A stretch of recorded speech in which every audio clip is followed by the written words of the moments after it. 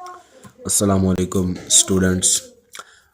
आज हम डिस्कस करने जा रहे हैं क्लासिफिकेशन ऑफ प्रोटीन्स और प्रोटीन्स को स्ट्रक्चर के लिहाज से on the basis of structure को बुनियाद बनाकर स्ट्रक्चर की बेस पे हम इनकी दो क्लासेस बनाते हैं ऑन द स्ट्रक्चर बेस। इसमें नंबर 1 पे अगर आप लिखना चाहें तो नंबर 1 पे फिब्रस प्रोटीन्स हैं, नंबर 2 पे ग्लोबुलर प्रोटीन्स हैं। अगर हम फिब्रस प्रोटीन्स की डेफिनेशन लिखना चाहें तो वो यूं है कि having one or more polypeptide chains in the form of fibrous. अब यहाँ पे पॉलीपेप्टाइड चेन्स, अब देखें पोली का मतलब होता है मैनी, पोली का मतलब होता है मैनी और पेप्टाइड बॉन्ड्स कब बनता है जब दो अमाइनो एसिड्स आपस में मिले। तो ये एक बहुत ज़्यादा अमाइनो एसिड्स के मिलने से एक चेन बनती है जिसे कहते हैं पॉलीपेप्टाइड चेन्स। फिब्रस प्रोटीन्स में या तो ये एक होती हैं या दो होती हैं और ये इन द फॉर्म ऑफ फिब्रल्स होती हैं, यानी ये धागा नुमा होती हैं।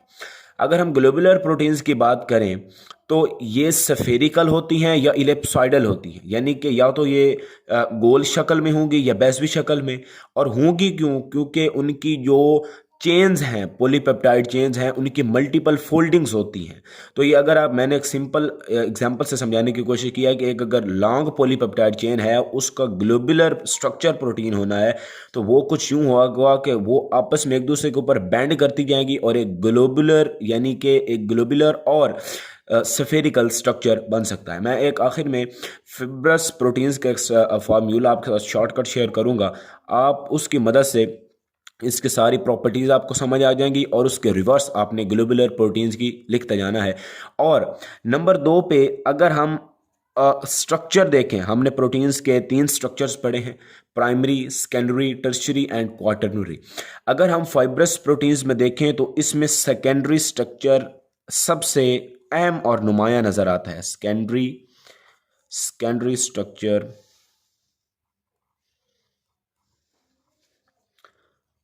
Is important.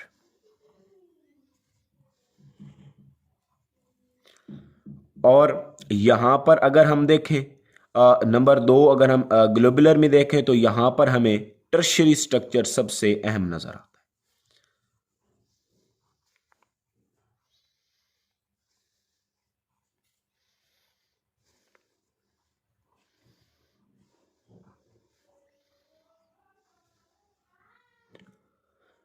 उसके बाद अगर हम सॉल्युबिलिटी की बुनियाद पर देखें मैं आपको अभी एक एग्जांपल बता देता हूँ फाइब्रस प्रोटीन्स की। फाइब्रस प्रोटीन्स की आपने सबसे आम मिसाल लेनी है इंसानी बाल।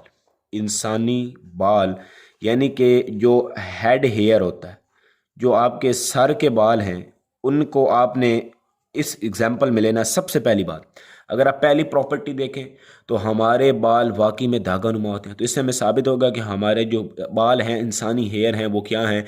एक फाइब्रस प्रोटीन है। और उसके बाद अगर नंबर 2 पे देखें तो हमारे बालों में क्या स्ट्रक्चर सबसे ज़्यादा होता है? अहम सेकेंडरी स्ट्रक्चर सबसे अहम है और ग्लोबुलर प्रोटीन्स में टर्शियरी स्ट्रक्चर सबसे अहम होता है। नंबर 3 पे है, आप अपने इंसानी बाल को कभी पानी में डाल के देखें, आपके बाल जो है वो कभी भी सॉल्युबल नहीं होगा। तो हम ये लिखेंगे कि फिब्रस प्रोटीन्स आर इनसॉल्युबल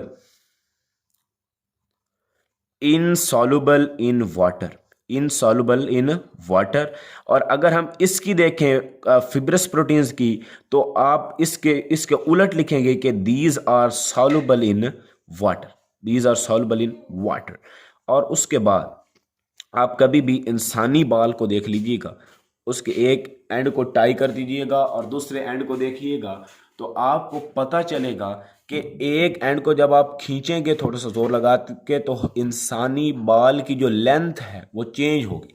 तो हम कहते हैं कि ह्यूमन हेयर या फिब्रस प्रोटीन्स जो हम पढ़ रहे हैं, जिसकी एग्जांपल है इंसानी hair, fibrous proteins are elastic, जिस तरह हमारे हेयर इंसानी बाल इलास्टिक हैं, इसी तरह फिब्रस प्रोटीन्स भी जो हैं वो सारी की सारी इलास्टिक होती हैं।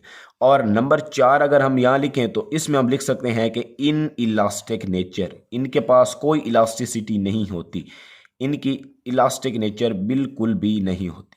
उसके बाद अगर मैं नंबर 5 पे लिखना चाहूँ यहाँ पर, तो हम कभी भी इंसानी बाल के क्रिस्टल्स नहीं बना सकते। तो हम ये लिख सकते हैं इजली कि फाइब्रस प्रोटीन्स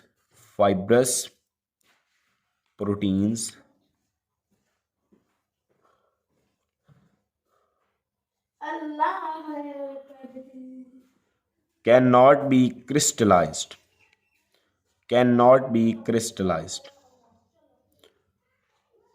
और दूसरी साइड पे अगर हम ये देखें तो हम देख सकते हैं कि जो ग्लोबुलर प्रोटीन्स हैं, ग्लोबुलर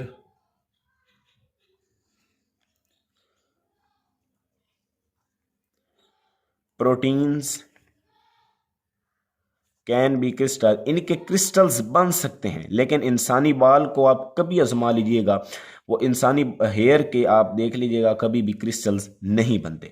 उसके बाद अगर आप नंबर जो है 6 पे देखें प्रॉपर्टी, तो आप फाइब्रस प्रोटीन में हम इंसानी बाल चूंकि देख रहे हैं, तो आप देखें इंसानी हेयर जो है वो हमारे जिस्म का एक हिस्सा बना रहा है, हमारे जिस्म का एक स्ट्रक्चर बना रहा है। तो हम कहते हैं कि the fibrous proteins they perform structural roles, हम लिखते हैं कि दे परफॉर्म स्ट्रक्चरल रोल्स, इनका किरदार स्ट्रक्चरली होता है। और अगर हम ये वाले देखें जो हम बात कर रहे हैं ग्लोबुलर प्रोटीन्स की, तो ये दे ऑलवेज परफॉर्म फंक्शनल, इनके कोई ना कोई फंक्शन होता है, मुख्तलिफ फंक्शंस, जैसा कि आप जब हम एग्जाम्पल्स देखेंगे तो मैं आपको क्लैरिफाई करूंगा कि ये स्ट्रक्चर्स कैसे बना रही हैं और वे जो ग्लोबुलर प्रोटीन्स हैं वो फंक्शनल रोल्स कैसे पर वो काम करती हैं और वो हमारे जिस्म का कोई ना कोई हिस्सा बना रही होती हैं फिब्रस प्रोटीन्स। उसके बाद नंबर 7 पे हमने 8 डिफरेंसेस पूरे करने हैं कि अगर लॉन्ग क्वेश्चन आ जाए तो हम 8 डिफरेंसेस कम अज कम जरूर आते होंगे। तो 7 डिफरेंस ये है कि आप इंसानी बाल को कभी देख लीजिएगा कि अगर वो हार्श इन्वायरमेंट में हो या फिर बिल्कुल सही इन्वायरमेंट में हो, किसी भी इन्वायरमेंट में हो, इंसानी बाल कभी भी खराब नहीं होता। मतलब वो डिसऑर्गेनाइज और बिल्कुल गल सड़ जाना वो बात नहीं होती। रंग चेंज हो सकता है, कलर चेंज हो सकता है, लेकिन उसकी जो एक बनावट है और जो उसका गलना सड़ना है वो नहीं होगा। तो हम लिखते हैं कि fibrous proteins they do not disorganise, यानी कि खराब नहीं होती बिल्कुल, they do not disorganise with physical and physiological changes.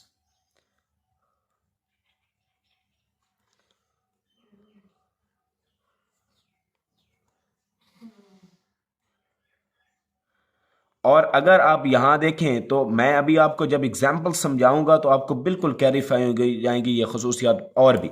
तो देखें ये जो है ये कैन बी डिसऑर्गेनाइज्ड, ये डिसऑर्गेनाइज हो सकते हैं, इनके स्ट्रक्चर सारा कुछ तबाह हो सकता है, गल सड़ सकते हैं। कैन बी डिसऑर्गेनाइज्ड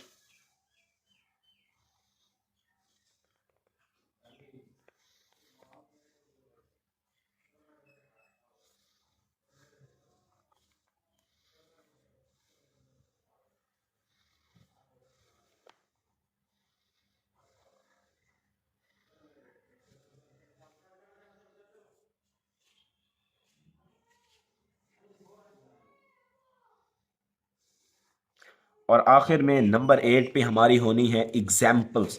तो हम एग्जाम्पल्स की बुनियाद पर देखें, हमने अब एग्जाम्पल्स की हेडिंग दे ली है। अब हम फाइब्रस प्रोटीन्स की जो एग्जाम्पल्स हैं, मैंने कहा कि ये एक धागानुमा होती हैं और दूसरी बात ये इनसॉल्युबल होगी वाटर में, और उसके अलावा इनमें इलास्टिसिटी होगी, इनके क्रिस्टल्स नहीं बनेंगे और ये हमारे जिस्म के स्ट्रक्चर्स बना रही होंगे और वक्त के साथ किसी भी इन्वायरमेंट में, किसी भी कंडीशन पर ये गले सड़ेगी बिल्कुल भी नहीं, ये वाली प्रोटीन्स। तो नंबर 1 पे हम लिख लेते हैं सिल्क प्रोटीन। अब देखें सिल्क प्रोटीन जो है, ये जो सिल्क रेशम बनती है, अगर आपको पता हो तो एक तो होता है सिल्क वेब, जो सिल्क बनाने वाला कीड़ा है उसके जो सिल्क वार्म है उससे ये हासिल की जाती है। और दूसरी बात, ये जो मकड़ी का होता है घोंसला, मकड़ी का जो एक होता है वेब, उसमें से भी ये कौन सी हासिल की जाती है, सिल्क प्रोटीन। ठीक है। और दूसरे बात पे अगर आप मैं लिखना चाहूँ मायोसिन, आप सेकेंड ईयर में जाके पढ़ेंगे मसल्स, तो जब आप मसल्स पढ़ेंगे तो वहां पर जो मेजर प्रोटीन होगी वो कौन सी होगी, मायोसिन। तो हम लिखते हैं कि इन मसल्स, हमारे पट्ठों में मौजूद होती है ये वाली प्रोटीन। और उसके बाद मैं आखिरी एग्जांपल दे रहा हूं कैरेटिन। ये जो कैरेटिन प्रोटीन है, ये वाली कैरेटिन प्रोटीन इन नेल्स, ये हमारे नेल्स में मौजूद होती है। तो ये जो हमारे नेल्स हैं, हमारे मसल्स हैं, ये हमारे जिस्म के स्ट्रक्चर्स बना रहे हैं, तो ये वाली प्रोटीन्स इनमें मौजूद हैं। अगर मैं यहाँ देखूँ, यहाँ पर सबसे पहले मैं लिख सकता हूँ एंजाइम लिख सकता हूँ, मैं ग्लोबुलर प्रोटीन्स में सबसे पहले मैं एंजाइम से लिख सकता हूँ। फिर मैं उसके बाद लिख लेता हूँ एंटीबायोटिक्स, एंटीबायोटिक्स मैं लिख रहा हूँ।